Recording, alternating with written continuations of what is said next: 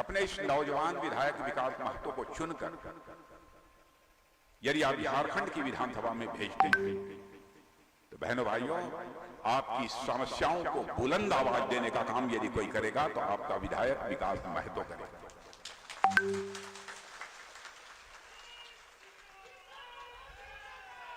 और मैं यह भी कह सकता हूं कि यदि भी नौजवान है आपका प्रत्याशी, और मेरा जितना राजनीतिक जीवन का अनुभव है उस आधार पर मैं कह सकता हूं कि आपके प्रत्याशी विकास महतो का भविष्य उज्जवल है।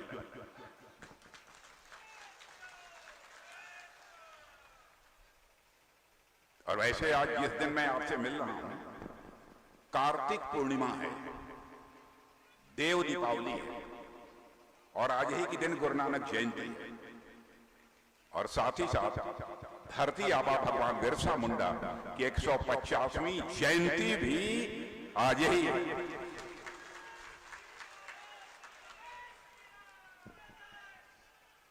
और आपको जानकर खुशी होगी कि राज्य के स्थापना दिवस के 24 वर्ष पूरे हो गए और हम 25वें वर्ष में यानी रजत जयंती वर्ष में यह झारखंड राज्य प्रवेश कर चुका।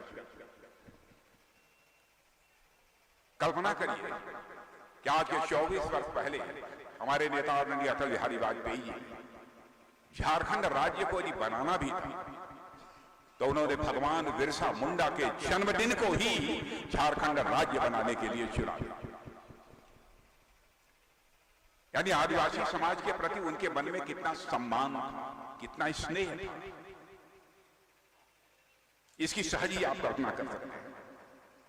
आज के इस अवसर पर मैं सौभाग्यशाली हूं कि मंच पर आते ही भगवान बिरसा मुंडा की स्मृति को नमन करने का, उनकी प्रतिमा को श्रद्धांजलि अर्पित करने का मुझे अवसर प्राप्त हुआ है। और मैं कह सकता हूं कि भगवान बिरसा मुंडा ने भारत की आजादी के लिए जो संघर्ष किया है मेरे बहनों भाइयों, वह आने वाली पीढ़ियों को सदैव प्रेरणा देता रहेगा, ऐसा मेरा पक्का विश्वास है। और 15 नवंबर से आगे लगातार 1 वर्ष तक सारे देश भर में भगवान बिरसा मुंडा जो झारखंड की धरती पर पैदा हुए थे उनके जन्म दिवस का आयोजन किया जाएगा मेरे बहनों भाइयों, सारे देश भर में किया जाएगा। क्या झारखंड वासियों के लिए कोई गौरव की, स्वाभिमान की अनुभूति से नहीं होती? और साथ ही परमवीर चक्र विजेता एल्बर्ट एक्का भी यदि कहीं पर पैदा हुए थे तो झारखंड की धरती पर ही पैदा हुए थे। और हमारे प्रधानमंत्री मोदी जी बहन भाइयों, अंडमान में एक द्वीप का नाम यदि रखा है तो झारखंड की धरती पर झारखंड की मां की कोख से पैदा हुए परम चक्र विजेता एल्बर्ट एक्का जी के नाम पर ही अंडमान के एक द्वीप का भी नाम रखा है। 43 सीटों पर मतदान हो चुका है। शेष सीटों पर जो मतदान होना है वह मतदान अब 20 नवंबर को। लेकिन बहनों भाइयों, 43 सीटों पर जो मतदान हुआ है उससे जो रुझान मिल रही है, मैं नहीं, राजनीतिक मामलों के जो पंडित हैं, जो जानकार हैं, वो कहते हैं कि अब यह बात पूरी तरह से साफ हो चुकी है कि झारखंड में 2/3 बहुमत से यदि किसी की सरकार बनने जा रही है तो भारतीय जनता पार्टी के नेतृत्व में एनडीए की सरकार बनने जा रही है। झारखंड की जनता को मैं बधाई देना चाहता हूं। पिछली बार की अपेक्षा इस बार 3% अधिक मतदान हुआ है। झारखंड के इतिहास को उठाकर कोई देख ले मेरे बहनों भाइयों, जब जब झारखंड में अधिक मतदान हुआ है तब कोई सरकार बनी है तो स्थायी सरकार बनी है, 5 वर्षों के लिए सरकार बनी है, साल 2 साल कोई सरकार नहीं बनी। मेरा पक्का विश्वास है इस बार झारखंड में सरकार यदि बनने जा रही है तो स्थायी सरकार बनने जा रही है। 2/3 बहुमत से भारतीय जनता पार्टी के नेतृत्व की एनडीए सरकार बनने जा रही है। यह लोगों का पक्का विश्वास है मेरे बहनों। और इस झारखंड के प्रति हमारे प्रधानमंत्री का कितना सम्मान है। कई जो है राष्ट्रीय योजनाओं को लॉन्च करने का काम, उसका शुभारंभ करने का काम भी यदि उन्होंने इस हिंदुस्तान के किसी राज्य की धरती से किया है तो झारखंड की धरती से किया है। आयुष्मान भारत योजना, प्रधानमंत्री जनमन योजना, रांची में आवास, भगवान बिरसा का जो संग्रहालय है, भगवान बिरसा मुंडा का, उसका लोकार्पण, IIM, माने कितनी चीजों का मैदान। वंदे भारत ट्रेन भी यदि झारखंड की धरती पर चली है बहनों भाइयों, तो पहली बार किसी ने उस ट्रेन को चलाया है तो हमारे प्रधानमंत्री नरेंद्र मोदी ने चलाया है। सड़कों का निर्माण कितनी तेजी के साथ हुआ है बतलाने की आवश्यकता नहीं है। मैं 25 वर्षों से झारखंड में आ रहा हूं, झारखंड की दुर्दशा, झारखंड की दुर्गति हमने देखा। सड़कें चलने लायक नहीं रहती थी, आज फर्राटे से यहां की सड़कों पर आप चल सकते हैं। काश यदि 5 साल हमारी सरकार यहां पर रही होती तो शायद झारखंड का कोई राज्य शेष न बचता जो गांव पक्की सड़कों से न जुड़ जाता। बहनों भाई, एक गांव भी इस राज्य का शेष न बचता। लेकिन इस बीच सरकार झारखंड मुक्ति मोर्चा, राजद और कांग्रेस की आ गई। 5 वर्षों में क्या हुआ है? क्या आपको नहीं लगता है झारखंड मुक्ति मोर्चा की और कांग्रेस की सरकार आने के कारण आपके प्रतिष्ठा पर दाग लगी है? आपके प्रतिष्ठा नहीं, झारखंड की प्रतिष्ठा पर दाग लगी। यहां के मुख्यमंत्री को भ्रष्टाचार के मामलों में जेल की हवा खानी पड़ी और कहते हैं हमारा दोष नहीं है, हमारी गलती नहीं है, सरकार ने उठाकर हमको जेल में भेज दिया। द्वेष भावना से, प्रतिशोध की भावना से। अरे कौन से आप बहुत बड़े कमाल थे कि आपके प्रति हमारी सरकार का द्वेष, आपसे ईर्ष्या थी, आपसे जलन थी कि आपको उठाकर जेल भेज दिया? और ये मान लिया भेज दिया, आप मानते हैं? ऐसा है नहीं, लेकिन आप मानते हैं, कहते हैं।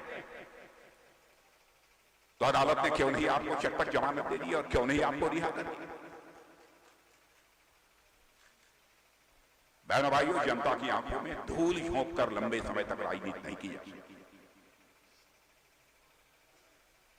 बराबर इन सब सारी राजनीतिक पार्टियों ने जनता की आंखों में धूल झोंक कर राजनीति करने की कोशिश की। और मैं इन राजनीतिक पार्टियों से अभी कहना चाहता हूं, कांग्रेस से भी, राजद से भी, झारखंड मुक्ति मोर्चा से, इस सच्चाई को समझो। राजनीति केवल सरकार बनाने के लिए नहीं की जाती है, राजनीति की जाती है तो देश बनाने के लिए राजनीति की जाती है, केवल सरकार बनाने के लिए राजनीति नहीं की जाती है। कहां आप लोग देश को ले जाना चाहते हैं? आप भ्रष्टाचार के मामले में जेल चले गए, नहीं मिला कोई तो चंपई सोरेन को कहा, भैया चंपई सोरेन आ जाओ, आप मुख्यमंत्री बन जाओ। बना दिया आपने मुख्यमंत्री। और जब आपकी जमानत हुई, आप छूटे तो चंपई सोरेन को दूध की मक्खी की तरह निकाल दिया। क्या 2 महीने तक चंपई सोरेन और यदि मुख्यमंत्री रह जाते तो क्या पहाड़ टूट पड़ता? क्या अपराध था चंपई सोरेन? किसी को बेइज्जत करने में आपको क्या आनंद मिल रहा? अजीबोगरीब हालात इन लोगों ने पैदा कर दी है मेरे बहनों भाई। और मैं याद दिलाना चाहता हूं आपको, जिस समय हमारी सरकार किसानों को 6,000 रुपया प्रतिवर्ष देती है ना, किसान सम्मान निधि के अंतर्गत, मालूम है कि नहीं? 6,000 रुपया किसानों को मिलता है कि नहीं? किसान सम्मान निधि के अंतर्गत प्रधानमंत्री मिलता है। मैं याद दिलाना चाहता हूं, जब हम लोगों ने इसे देना प्रारंभ किया था, यही झारखंड मुक्ति मोर्चा और कांग्रेस के लोगों ने कहा, अरे भैया ये मोदी जी का पैसा 6,000 मत लेना, नहीं तो ये सूद ब्याज सहित उसको वापस लेंगे। मैं आपसे पूछना चाहता हूं, क्या किसी ने सूद ब्याज सहित जो पैसा मोदी जी ने दिया था प्रधानमंत्री किसान सम्मान निधि के अंतर्गत 6,000 रुपया हर साल, उसको वापस किया है किसी ने? मैं कांग्रेस के लोगों से पूछना चाहता हूं, झारखंड मुक्ति मोर्चा से लोगों से पूछना चाहता हूं, क्या सच बोलकर राजनीति नहीं की जा सकती? क्या सच बोलकर राजनीति नहीं की जा सकती? वोट हासिल करने के लिए क्या झूठ बोलना आवश्यक है? मेरे बहनों भाइयों, आप सब यहां पर बैठे हैं, यहां पढ़े लिखे लोग बैठे हैं, मैं देख रहा हूं बड़ी संख्या में। मैं आप लोगों से एक निवेदन केवल करना चाहता हूं। हमारे भारतीय जनता पार्टी का घोषणा पत्र जब जब चुनाव हुआ है तब तब का उठाकर देख लिया। और इतना ही नहीं, 2014 में भी चुनाव हुआ है, 2019 में भी चुनाव हुआ है, 2024 में भी लोकसभा का चुनाव हुआ है। आप सारे घोषणा पत्रों को उठाकर देख लीजिए। हम लोगों ने जो कहा है उसे किया है मेरे बहनों भाई। हमारे कहने और करने में, कथनी और करनी में कभी अंतर नहीं है। ये सारी राजनीतिक पार्टियां कहती कुछ है और करती कुछ है। अब कांग्रेस ने ही 50-55 वर्षों तक इस हिंदुस्तान में अखंड हुकूमत किया है। कितने आश्वासन दिए। काश यदि इसी कांग्रेस पार्टी ने अपने सारे आश्वासनों को पूरा कर दिया होता तो मैं समझता हूं कि हमारा यह भारत पता नहीं कई वर्षों पहले ही धनवान भारत बन गया होता, दुनिया का ताकतवर देश बन गया। लेकिन मोदी जी के आने के बाद भारत की हैसियत, भारत की इज्जत सारी दुनिया में बढ़ी है मेरे बहनों भाइयों। और मेरी बात यदि गलत हो, किसी से पढ़े लिखे आदमी से पूछ लेना। पहले भारत दूसरे देशों में जाता था, अंतर्राष्ट्रीय मंचों पर, दुनिया के देशों के बीच, दुनिया के मंचों पर यदि भारत कुछ बोलता था तो भारत की बातों को लोग गंभीरता पूर्वक नहीं लेते थे। लेकिन आज भारत अंतर्राष्ट्रीय मंचों पर कुछ बोलता है, सारी दुनिया कान खोलकर सुनती है कि भारत बोल क्या रहा है। यह भारत की हैसियत सारी दुनिया में कोई छोटी बात है। आपको मैं जानकारी देना चाहता हूं और मैं यह भी कह देना चाहता हूं, जो भी मैं बोल रहा हूं, मेरी एक भी बात यदि गलत, मेरी आलोचना कोई कर सकता है, मुझे चिट्ठी लिख सकता है। जिंदगी में यदि हमने राजनीति की है तो जनता की आंखों में धूल झोंक कर राजनीति नहीं की है, आंखों में आंख डालकर राजनीति की है मेरे बहनों भाई। अभी अभी धनतेरस, दीपावली के पहले जो धनतेरस भी था, धनतेरस को इंग्लैंड की बैंक से 102 टोना भारत में आ गया मेरे बहनों भाइयों। 102 टन सोना भारत में। कल्पना करिए, अब हमारे पास तो 500 टन से अधिक का सोना है। पहले भारत का सोना गिरवी रखा जाता है। क्या भारत के हालात नहीं बदले? क्या आपको नहीं लगता है कि झारखंड में डबल इंजन की सरकार चाहिए? अरे ऐसी पार्टी की सरकार चाहिए जिसकी दिल्ली में भी सरकार हो, केंद्र में और झारखंड में। तेजी से झारखंड का विकास होगा मेरे बहनों। इसलिए मैं कहने आता हूं, दिल्ली में आपने सरकार बनाई है, आपके प्रति आभार। झारखंड में भी आप सरकार बनाइए, मैं यह अपील करना। ये लोग झूठ बोलते हैं। आपने देखा होगा, राहुल गांधी कहते हैं, एक लाल सी किताब लेकर घूमते हैं, कहते संविधान है। कहते हैं भारतीय जनता पार्टी आ जाएगी तो संविधान बदल देगी, आरक्षण समाप्त। बहनों भाइयों, हम लोगों ने कोई आरक्षण समाप्त किया है कभी? मैं आपसे पीछे के लोगों से पूछना चाहता हूं, आरक्षण हम लोगों ने समाप्त किया है? पूछिए क्यों झूठ बोलते? आप कहते हैं कि हम जातिगत जनगणना कराएंगे और हर जाति को आरक्षण का लाभ। बहनों भाइयों, मैं बताना चाहता हूं, यहां तक मेरी जानकारी है, गोत्र यदि मिला दिया जाए तो लाखों जातियां और लाखों गोत्र हैं। और वैसे ही अनुसूचित वर्ग, अनुसूचित जनजाति और पिछड़े वर्ग, हजारों जाति। मैं कांग्रेस के लोगों से कहना चाहता हूं, आप लोग एक ब्लूप्रिंट जारी करिए कि आप यदि जातिगत जनगणना कराएंगे तो किस किस जाति को कितना कितना % आरक्षण देंगे, ताकि चीजें पूरी तरह से साफ। यह बतला दें, हर जाति को हम आरक्षण देंगे। तो मैंने भाइयों उसको हम लोग भी स्वीकार कर लेंगे।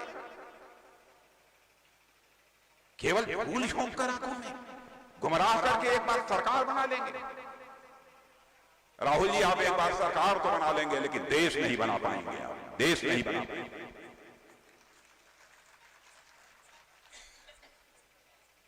बहनों भाइयों, इसीलिए अपील कर रहे हैं, झारखंड को बचा लीजिए।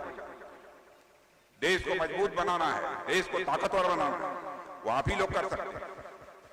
मैं कहता हूं भ्रष्टाचार की बात, भाई बाबूलाल मरांडी हमारे मुख्यमंत्री थे, रघुवर दास हमारे मुख्यमंत्री, अर्जुन मुंडा हमारे मुख्यमंत्री थे, उनके ऊपर भ्रष्टाचार का आरोप क्यों नहीं लगा? अरे भाई, आपकी कांग्रेस की सरकार थी, आपने एक भी उठा तो रखा नहीं होगा, उनके ऊपर क्यों नहीं आरोप लगा? और आप ही के ऊपर आरोप क्यों लगता है? अब घुसपैठियों का तो अब जानते हैं कांग्रेस के यहां कोई प्रभारी हैं, क्या नाम है भाई कांग्रेस के जो प्रभारी हैं इस राज्य के? अच्छा, अब्दुल मीर साहब। अब्दुल मीर साहब ने यह कह दिया कि हम किसी घुसपैठी को बाहर नहीं निकालेंगे, उनको आरक्षण भी देंगे। अभी कहा है क्या? आरक्षण देने की बात भी कही है। सबको गैस सिलेंडर बताइए। बताइए बहनों भाइयों, दुनिया के दूसरे देशों से आके लोग आपके घर में बैठ जाए, आपके हक और हुकूक को छीन लेंगे, और आप कहेंगे आते जाओ, आओ आओ, तुमको गैस सिलेंडर देंगे, तुमको राशन देंगे। मेरे क्या तमाशा। लेकिन मैं बताना चाहता हूं, हमारी सरकार बना दो मेरे बहनों भाइयों, यहां पर जो घुसपैठे हैं उनको चिन्हित करेंगे, उनको चिन्हित करेंगे, और जो अवैध घुसपैठे हैं उनको निकाल हिंदुस्तान की सीमा से बाहर। अरे यहां पर आदिवासी 52% थे, 52%। आज उनकी जनसंख्या घटकर 28%। कौन जिम्मेदार? बहनों भाइयों, ये अनुसूचित वर्ग, आदिवासी समाज, पिछड़े वर्ग के दुश्मन हैं।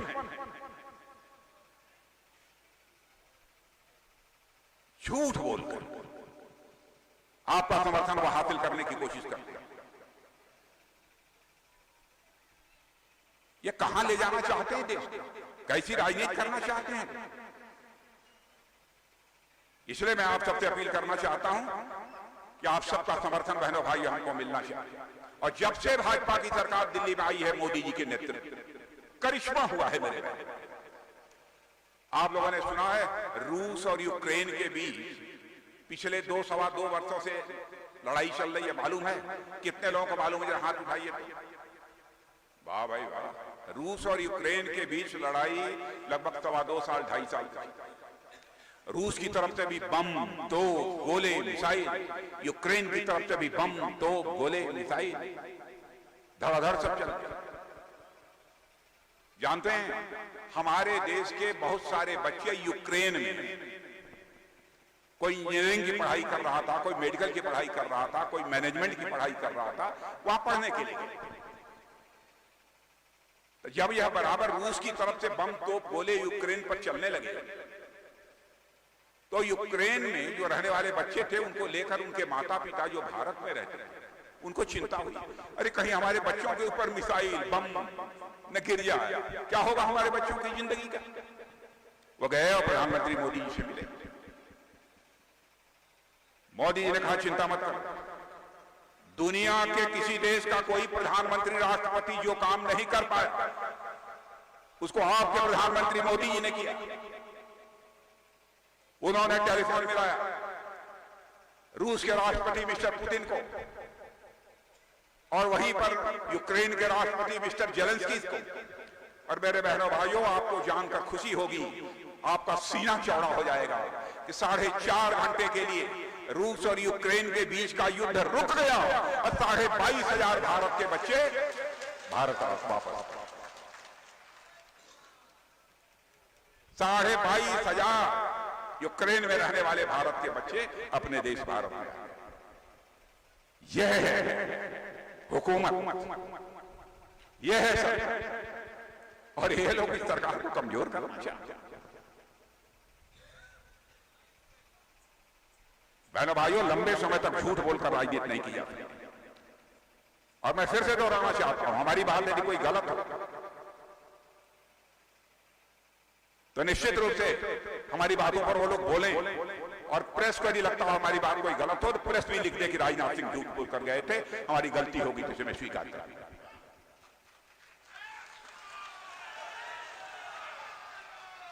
आज तक अपने जीवन में कभी आंखों में धूल झोंक कर राजनीति नहीं किया है मेरा।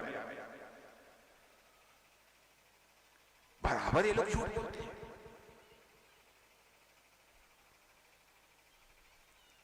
अब इनको इस बात की चिंता नहीं थी कि हर 2 महीने पर कभी कहीं किसी राज्य का विधानसभा का चुनाव हो रहा है, कहीं पर कोई नगर परिषद का हो रहा है, नगर पंचायत का हो रहा है, ग्राम सभा का हो रहा है, कभी विधानसभा हो रही है, कभी लोकसभा चुनाव हो रहा है। लाखों करोड़ रुपया आपका खर्च होता है, आपकी गाड़ी कमाई रहती है, आपको पता नहीं। इन लोगों ने कभी इसकी चिंता की। पहली बार हमारे प्रधानमंत्री ने चिंता की। उन्होंने कहा भाई अब साल भर चुनाव होता रहे और हम पब्लिक का पैसा खर्च करते रहे चुनाव पर, अब ये नहीं चलेगा। साल में एक बार विधानसभा और लोकसभा का चुनाव एक साथ होगा और सारे ये ग्राम पंचायत, नगर पंचायत, जिला पंचायत, ये सब सारे चुनाव एक साथ होंगे। पैसा बचेगा कि नहीं बचेगा, मैं आपसे पूछना चाहता हूं। बचेगा? इसके पहले किसी ने चिंता नहीं की। सबसे पहले जी किसी चिंता ने की है तो हमारे प्रधानमंत्री ने की।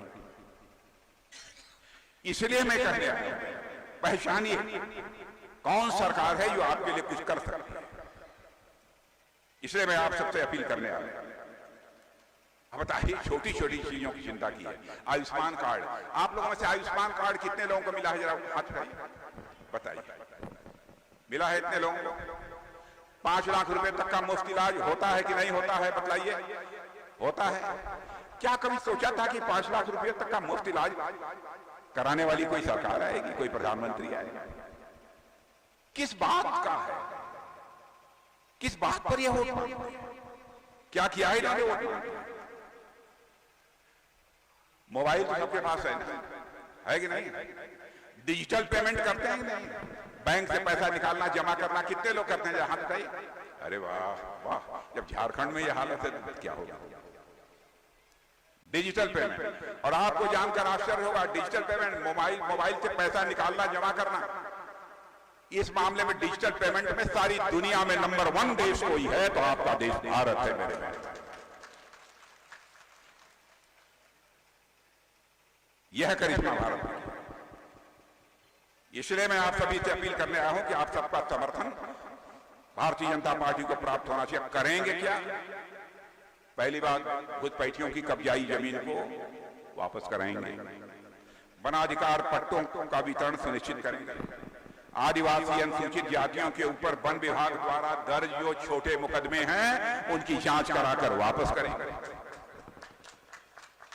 गोगो दीदी योजना के अंतर्गत 2100 रुपया हर महीने की 11 तारीख को बहनों के खाते में पहुंचे। 2100 रुपया 11 तारीख की शाम को, मैंने 4 बजे के पहले, या तो फिर 12 तारीख को जाके आप पैसा निकालें। 5 वर्षों में 5 लाख स्वरोजगार के अवसर सुनिश्चित करेंगे। 2,87,000 से अधिक सरकारी पदों पर निष्पक्ष और पारदर्शी तरीके से नियुक्ति करेंगे।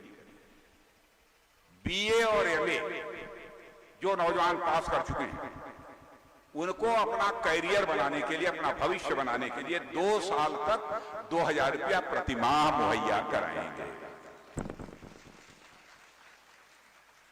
और राज्य के जितने गरीब और पिछड़े वर्ग के लोग हैं उनकी लड़कियों को केजी से लेकर पीजी यानी पहली से लेकर 16वीं दर्जा मुफ्त शिक्षा देंगे। मुफ्त शिक्षा, मुफ्त शिक्षा।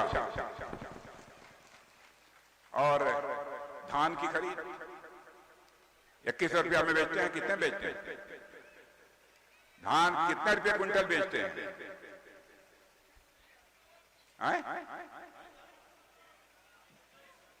2000? 2100 का तो सुन लीजिए 2109 हम लोग प्रति क्विंटल 3100 देंगे, 3100 रुपया प्रति क्विंटल की दर चलेगा। दौड़ेगा ना, बहुत अच्छा, सही बात है, दौड़ेगा। और भी बहुत सारी बातें हैं, मैं बतलाना शुरू करूंगा तो लंबा समय लग जाएगा।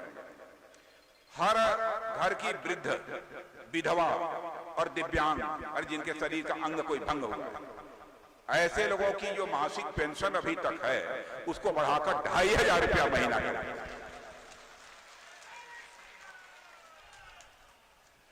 और झारखंड जोहार भवन सारे देश भर में बनाए जाएंगे, हर राज्य में, ताकि आप बड़े बड़े शहरों में जाएं तो बताएं मैं झारखंडी हूं, मैं आज इस शहर में यहां रुकूंगा और आपके लिए कमरा मिल जाएगा।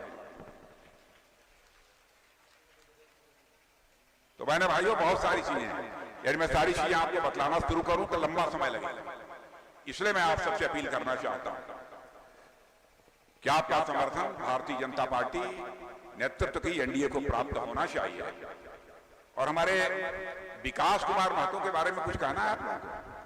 ठीक है ना?